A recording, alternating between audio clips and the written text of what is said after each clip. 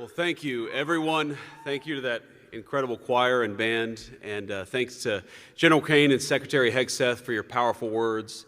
Thank you, most importantly, for everything that you do for our nation's warfighters and for those who have given their lives to this country. We remember you today, and certainly to our Gold Star families. We're so thrilled and so grateful to have you with us in attendance. This is a sacred place, an eternal resting spot for our nation's sons and daughters. We gather in solemn commemoration of their sacrifice and the sacrifice made by all those who gave up their lives in service to our beloved country. In 1915, President Woodrow Wilson laid the cornerstone of the memorial amphitheater we gather in today.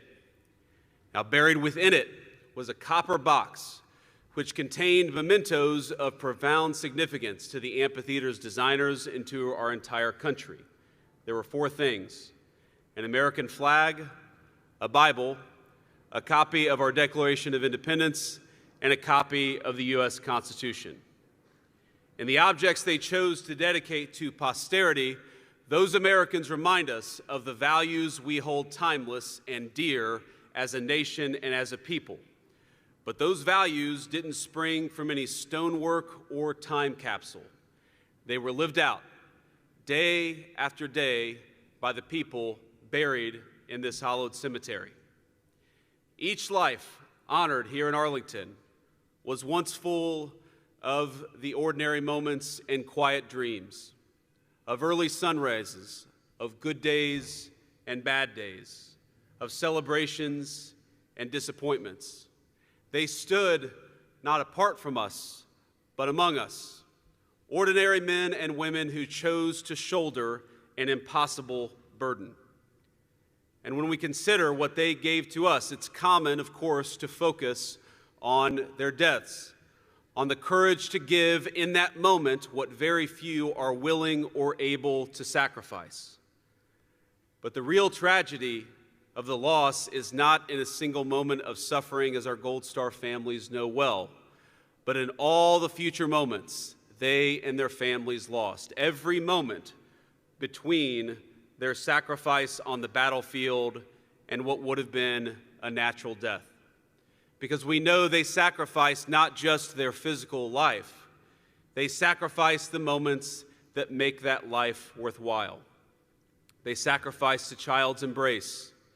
They sacrificed walking their daughter down the aisle, of seeing their husband or wife after a big promotion, of sharing a meal with the family at Thanksgiving.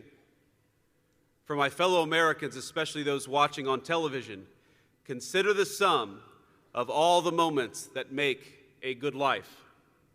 And now appreciate that countless strangers, people most of you never met, they gave up those moments in their own life so that we could enjoy them in ours. And that is what Memorial Day is all about. I once heard a Marine Corps colonel that I served with. He said this in 2005, not long after a very tough deployment to Iraq. He said this about his fallen men, that they were the best looking, they were the kindest, they were the smartest, they were the most devoted. They were the very best of us. To them, we owe everything. And today, in the peace they bequeathed us, we honor them. As the Book of Wisdom tells us, but the righteous one, though he die early, shall be at rest.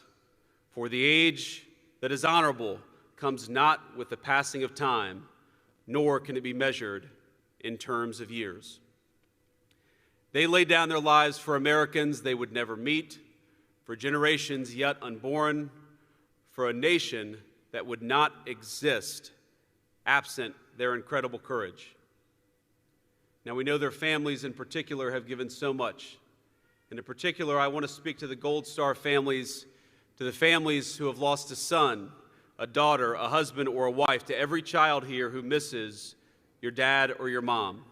Know that your loved one to us is a hero. And though we cannot know your pain, please know that I speak for the entire nation when I say that we are grateful to them and to you for a debt none of us can possibly repay. Now, all of us will honor the fallen and their families in our own way, but allow me to suggest two ways of honoring their sacrifice, two ways that I try to honor their sacrifice every day. First, we ought to commit ourselves and expect from our leaders to treat the lives of our troops as the most precious resource. The very best way.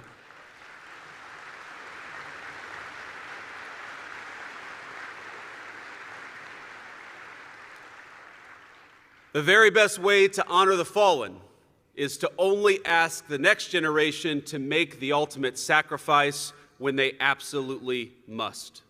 We must be cautious in sending our people to war.